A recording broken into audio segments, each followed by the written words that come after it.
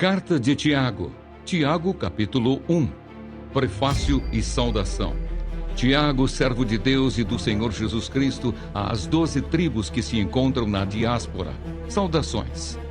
Os benefícios das provações. Meus irmãos, tenham por motivo de grande alegria o fato de passarem por várias provações, sabendo que a provação da fé que vocês têm produz perseverança.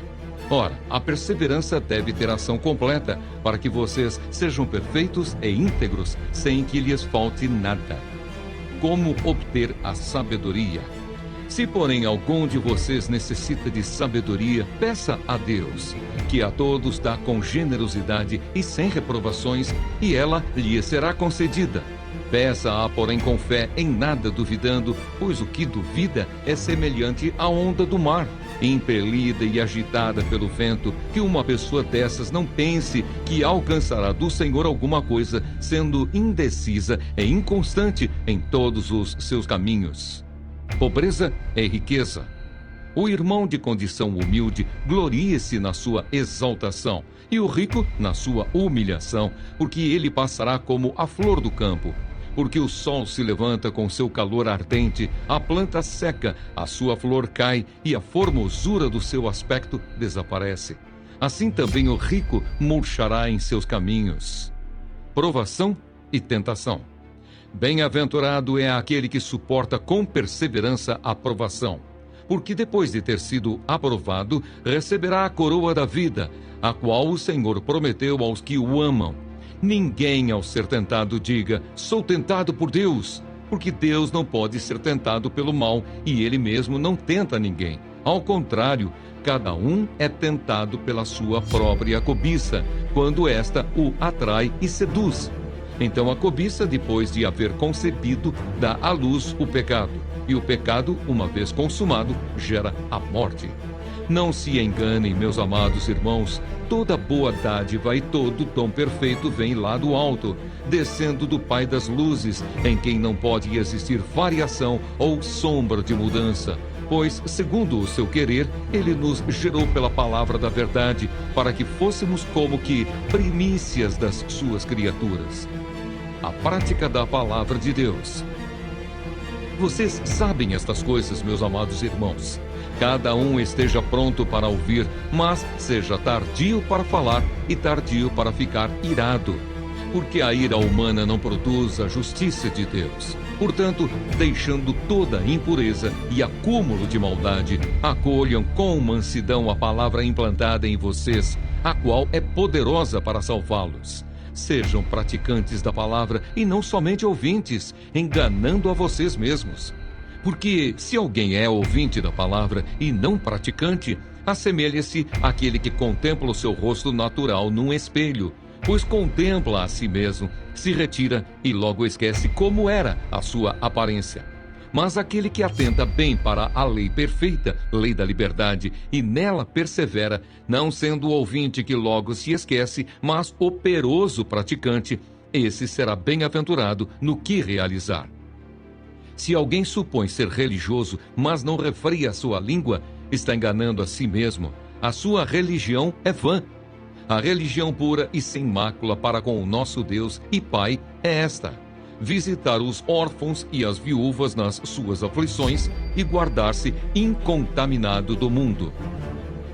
Tiago, capítulo 2. Não deve haver parcialidade. Meus irmãos, vocês não podem ter fé em nosso Senhor Jesus Cristo, o Senhor da glória, e ao mesmo tempo tratar as pessoas com parcialidade.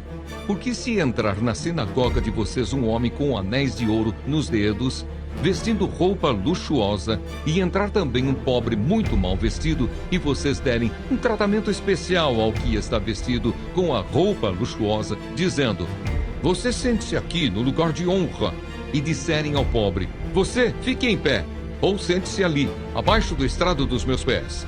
Será que vocês não estarão fazendo distinção entre vocês mesmos e julgando as pessoas com critérios errados? Escutem, meus amados irmãos. Por acaso Deus não escolheu os que para o mundo são pobres para serem ricos em fé e herdeiros do reino que Ele prometeu aos que o amam? No entanto, vocês desprezam os pobres. Por acaso não são os ricos que oprimem vocês, e não são eles que os arrastam para os tribunais? Não são eles os que blasfemam o bom nome que foi invocado sobre vocês? Se vocês de fato observam a lei do reino, conforme está na Escritura, ame o seu próximo como a si mesmo, fazem bem. Se, no entanto, vocês tratam as pessoas com parcialidade, cometem pecado, sendo condenados pela lei como transgressores. Pois quem guarda toda a lei, mas tropeça em um só ponto, se torna culpado de todos. Porque aquele que disse, não cometa adultério, também ordenou, não mate. Ora, se você não comete adultério, porém mata, acaba sendo transgressor da lei. Assim falem e vivam como pessoas que serão julgadas pela lei da liberdade. Porque o juízo é sem misericórdia sobre quem não usou de misericórdia. A misericórdia triunfa sobre o juízo. A fé sem obras é morta. Meus irmãos, qual é o proveito se alguém disser que tem fé, mas não tiver obras? Será que essa fé pode salvá-lo?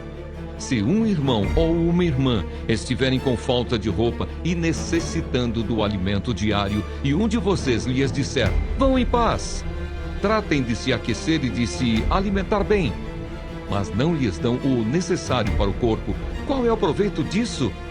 Assim também a fé, se não tiver obras, por si só está morta. Mas alguém dirá, você tem fé e eu tenho obras. Mostre-me essa sua fé sem as obras, e eu com as obras lhe mostrarei a minha fé. Você crê que Deus é um só? Faz muito bem.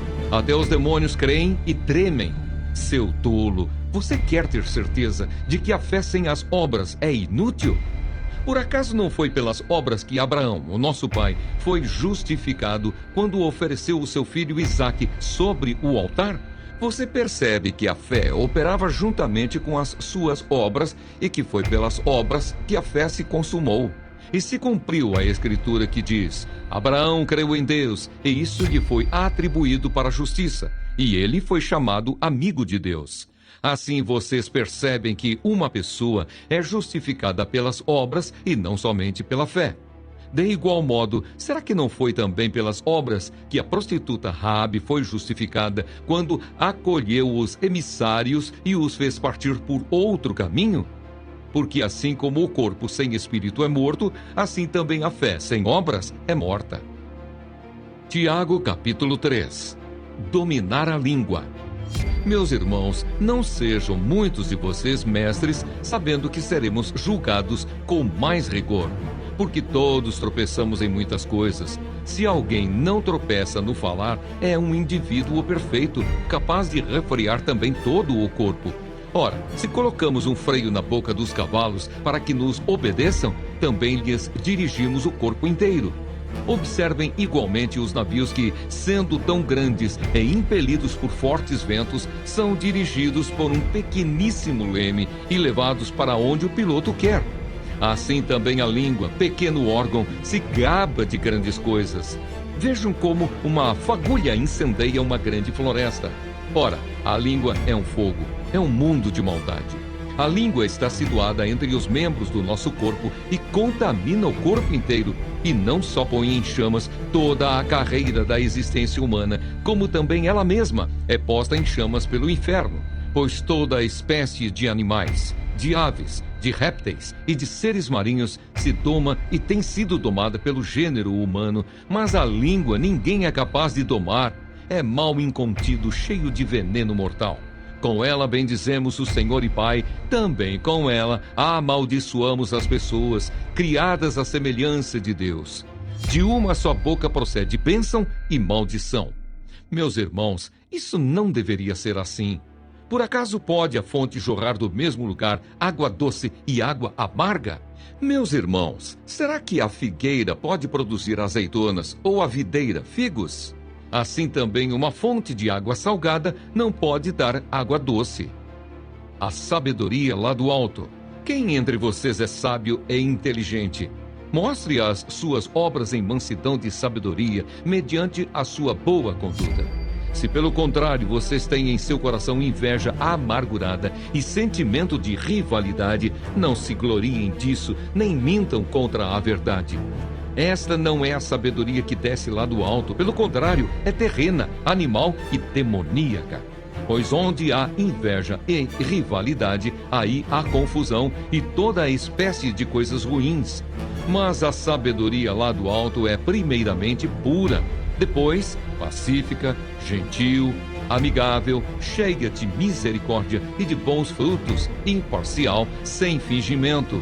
Ora, é em paz que se semeia o fruto da justiça para os que promovem a paz. Tiago, capítulo 4. Amizade com o mundo. De onde procedem as guerras e brigas que há entre vocês? De onde, senão dos prazeres que estão em conflito dentro de vocês? Vocês cobiçam e nada têm. Matam e sentem inveja, mas nada podem obter. Vivem a lutar e a fazer guerras. Nada têm porque não pedem. Pedem e não recebem, porque pedem mal para esbanjarem em seus prazeres. Gente infiel. Vocês não sabem que a amizade do mundo é inimizade contra Deus? Aquele, pois, que quiser ser amigo do mundo, se torna inimigo de Deus. Ou vocês pensam que é em vão que a Escritura diz: é com ciúme que por nós anseia o Espírito que Ele fez habitar em nós? Mas Ele nos dá cada vez mais graça. Por isso diz: Deus resiste aos soberbos, mas dá graça aos humildes. Portanto, sujeitem-se a Deus, mas resistam ao diabo, e ele fugirá de vocês. Cheguem perto de Deus, e ele se chegará a vocês. Limpem as mãos, pecadores, e vocês que são indecisos, purifiquem o coração. Reconheçam a sua miséria, lamentem e chorem. Que o riso de vocês se transforme em pranto, e que a alegria de vocês se transforme em tristeza.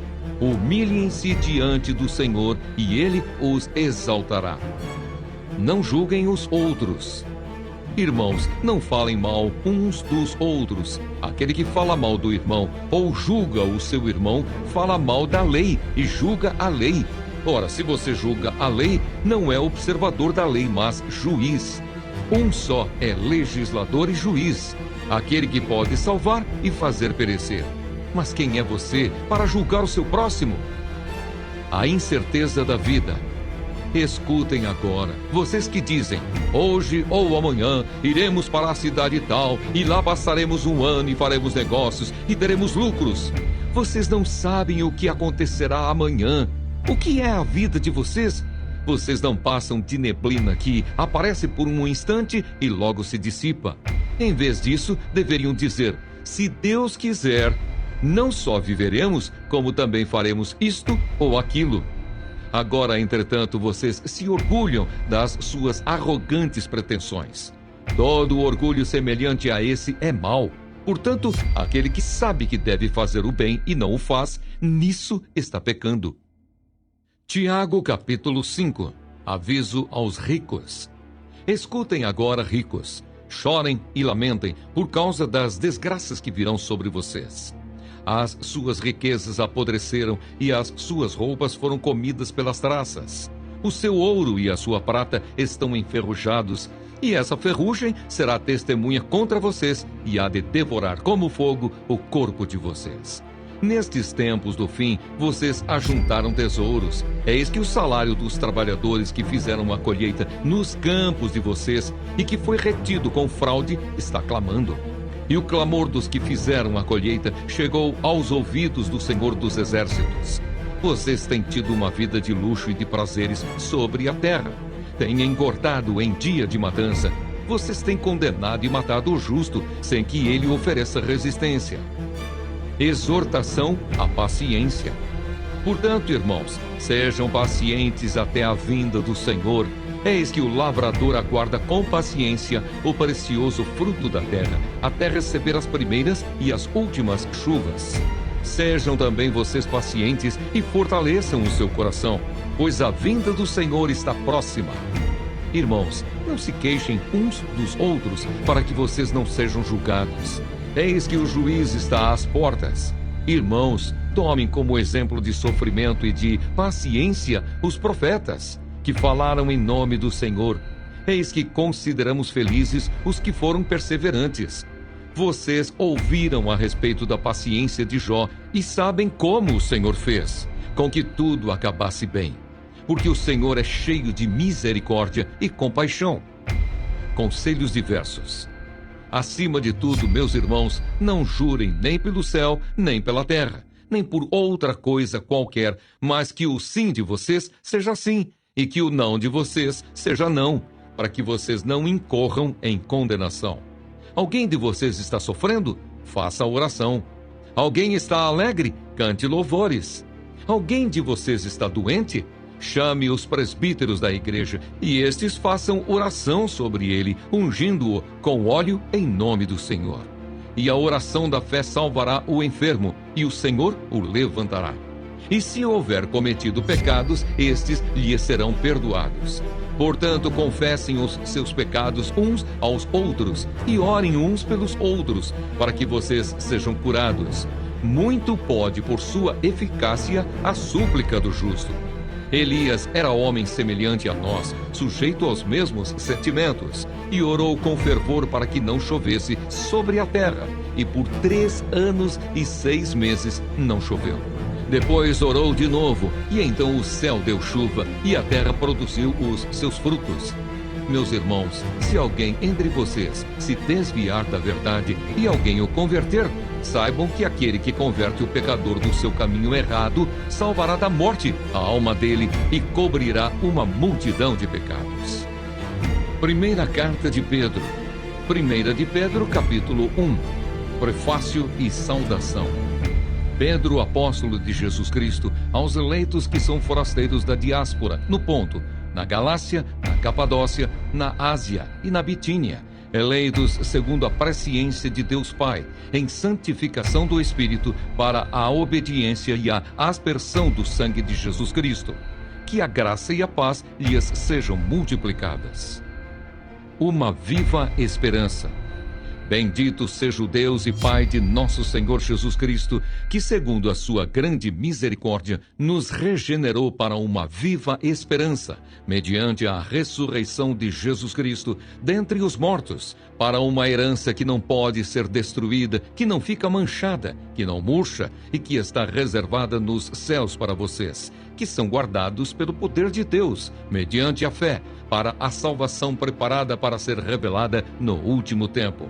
Nisto vocês exultam, embora no presente, por breve tempo, se necessário, sejam contristados por várias provações, para que, uma vez confirmado o valor da fé que vocês têm, muito mais preciosa do que o ouro perecível, mesmo apurado pelo fogo, resulte em louvor, glória e honra na revelação de Jesus Cristo.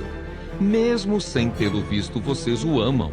Mesmo não o vendo agora, mas crendo nele, exultam com uma alegria indescritível e cheia de glória, obtendo o alvo dessa fé, a salvação da alma. Foi a respeito desta salvação que os profetas indagaram e investigaram. Eles profetizaram a respeito da graça destinada a vocês, investigando qual a ocasião ou quais as circunstâncias oportunas que eram indicadas pelo Espírito de Cristo, que neles estava ao predizer os sofrimentos que Cristo teria de suportar e as glórias que viriam depois desses sofrimentos. A eles foi revelado que não para si mesmos, mas para vocês, ministravam as coisas que agora foram anunciadas a vocês por aqueles que, pelo Espírito Santo enviado do céu, lhes pregaram o Evangelho, coisas essas que anjos desejam contemplar. A santidade na vida. Por isso, preparando o seu entendimento, sejam sóbrios e esperem inteiramente na graça que lhes está sendo trazida na revelação de Jesus Cristo. Como filhos obedientes, não vivam conforme às paixões que vocês tinham anteriormente, quando ainda estavam na ignorância.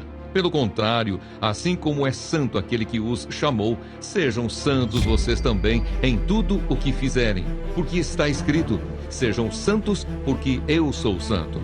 E se vocês invocam como o Pai aquele que, sem parcialidade, julga segundo as obras de cada um, vivam em temor durante o tempo da peregrinação de vocês, sabendo que não foi mediante coisas perecíveis, como prata ou ouro, que vocês foram resgatados da vida inútil que seus pais lhes legaram, mas pelo precioso sangue de Cristo, como de um cordeiro sem defeito e sem mácula.